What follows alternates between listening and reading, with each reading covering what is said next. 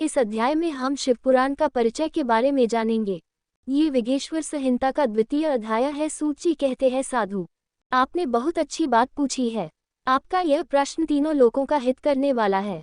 मैं गुरुदेव व्यास का स्मरण करके आपके स्नेहवश इस विषय का वर्णन करूंगा। आप आदर पूर्वक सुने। सबसे उत्तम जो शिवपुराण है वह वेदांत का सार सर्वस्व है तथा वक्ता और श्रोता का समस्त से उद्धार करने वाला है। इतना ही नहीं, वो परलोक में भी परमार्थ वस्तुओं को देने वाला है, कली की कंसारशी का विनाश करने वाला है। उसमें भगवान शिव के उत्तम यश का वर्णन है। ब्राह्मणों, धर्म, अर्थ, काम और मोक्ष इन चारों पुरुषार्थों को देने वाला यह पुराण सदा ही अपने प्रभाव की दृष्टि से वृद्धि या विस्तार को प्राप्त हो रहा है। विप्रवरों, उस सर्वोत्तम शिवपुराण के अध्ययन मात्र से वे कलयुग के पाप में आसक्त जीव श्रेष्ठतम गति को प्राप्त हो जाएंगे।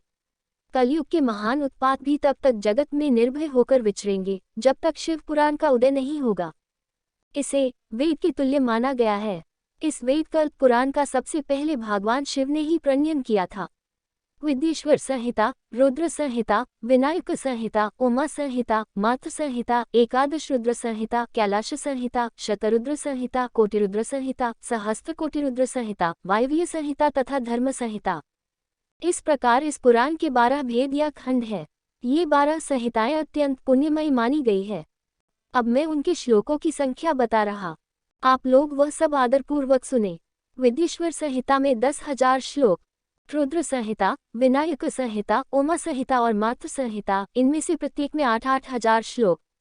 ब्राह्मणों, एकादश रुद्र संहिता में 13,000, कैलाश संहिता में 6,000, शतरुद्र संहिता में 3,000, कोटिरुद्र संहिता में 9,000, सहस्त्र कोटिरुद्र संहिता में 11,000, वायव्य संहिता में 4,000 तथा धर्म संहिता में 12,000 श्लोक हैं। इस प्रकार मूल शिवपुराण की श्लोकों की संख्या 1 लाख है, परंतु व्यास जी ने इसे 24,000 श्लोकों में संक्षिप्त कर दिया है।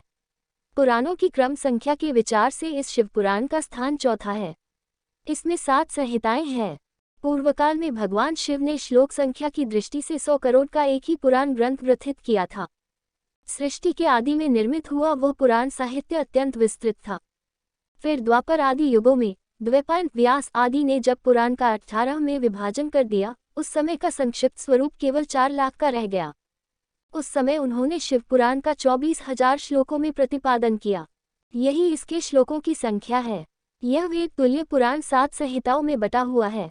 इसकी पहली संहिता का नाम विद्येश्वर संहिता है, दूसरी रुद्र संहिता समझनी चाहिए, तीसरे का नाम शतरुद्र संहिता, चौथी का कोटिरुद्र संहिता, पांचवी का उमा संहिता, छठी का कैलाश संहिता और सातवीं का वायव्य संहिता है। इस प्रकार यह 7 संहिताएं मानी गई है। इन 7 संहिताओं से युक्त यह दिव्य शिवपुराण वेदों के तुल्य प्रमाणिक तथा सबसे उत्कृष्ट गति प्रदान करने वाला है। यह निर्मल शिव पुराण भगवान शिव के द्वारा ही प्रतिपादित है। इसे शैवशिरोमणि भगवान व्यास ने संक्षेप में संकलित किया है। यह समस्त जीव समुदाय के लिए उपकारक, त्रिविधिक तापों का नाश करने वाला, तुलना रहित एवं सत्पुरुषों को कल्याण प्रदान करने वाला है। इसमें वेदांत विज्ञान में प्रधान तथा निष्कपट निष्काम धर्म का प्रतिपादन किया गया है। यह पुराण ईर्ष्या रहित अंतःकरण वाले विद्वानों के जानने की वस्तु है। इसमें श्रेष्ठ मंत्र समूहों का संकलन है। यथा धर्म, अर्थ और काम इस त्रिवर्ग की प्राप्ति के साधन का भी वर्णन है। यह उत्तम शिवपुराण सब पुराणों में श्रेष्ठ है। वेद वेदांत में वैद्य रूप से विलसित परम वस्तु परमात्मा का इसमें गान किया गया है।